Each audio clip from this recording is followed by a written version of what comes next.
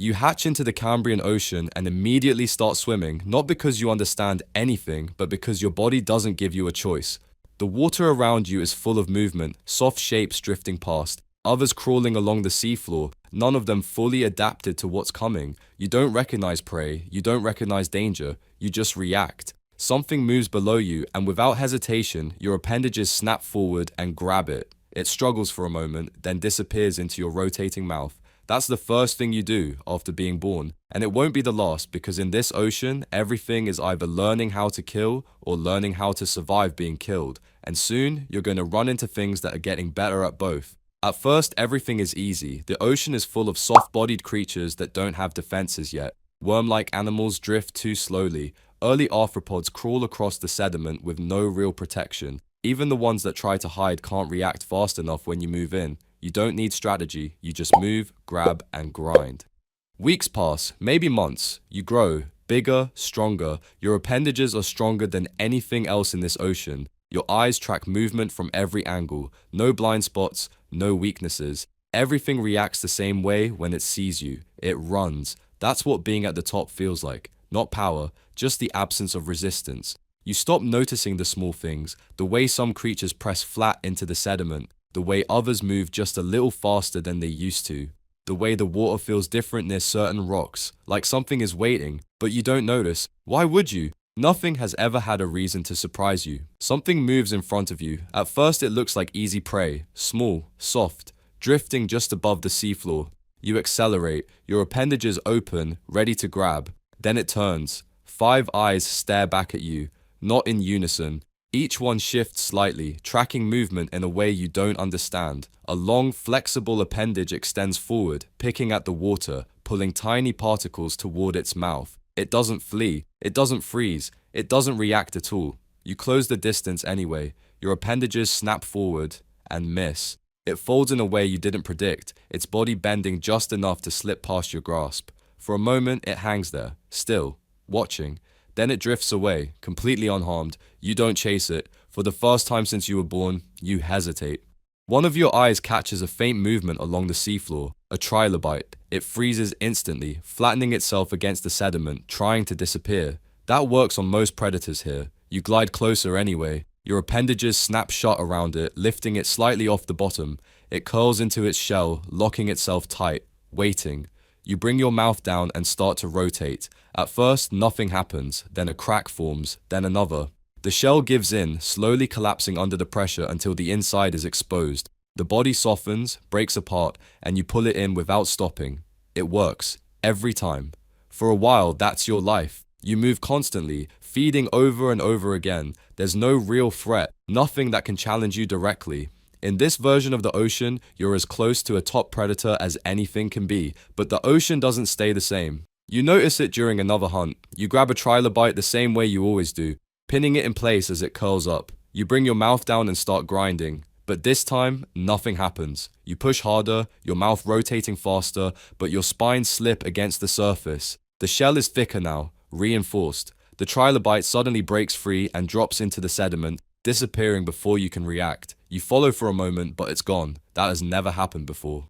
You move on, but something feels different. More of the creatures you encounter are harder to break. Some have longer spines, others react faster, pulling away just before your appendages close. Your hunts start taking longer, costing more.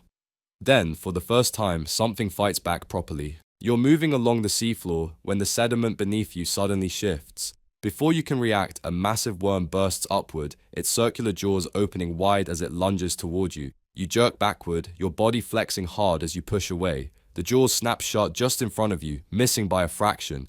The force of it disturbs the entire area, sending clouds of sediment into the water. You keep moving, putting distance between you and the attack. But now you know, you're not the only predator here anymore. Not long after that, you run into something worse. At first, it just looks like movement in the distance. Familiar, too familiar. Same body shape, same undulating motion through the water. Another Anomalocaris. You don't slow down, neither does it. The collision happens fast. Your bodies slam into each other, appendages snapping forward as both of you try to grab control. You twist, trying to position yourself, but it does the same. Your mouths spin, but there's no clean target, just flashes of movement and pressure. Then you feel it. One of its hooked spines drives into your side. Pain hits instantly. sharp, deep. You thrash violently, twisting your body and pulling away, but the spine tears through your tissue as you break free. A strip of your body comes loose, drifting into the water behind you. The water fills with your blood. The other Anomalocaris pauses. Then it turns away.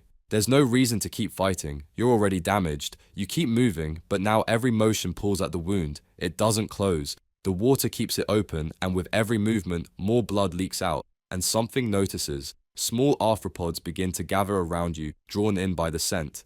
At first, it's just a few, then more. They latch onto your body, biting into the exposed tissue, tearing away small pieces as you try to shake them off. You thrash, twisting and snapping, scattering them, but not before they take what they can. Now you're still hunting, but you're also being eaten. You try to keep feeding, but it's harder now. You miss more often. Your timing is slightly off.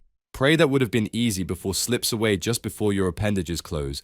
Then you try again with another trilobite. You grab it, lock it in place, bring your mouth down. Nothing. The shell holds completely. You push harder, but your spine slides across smooth, hardened armor.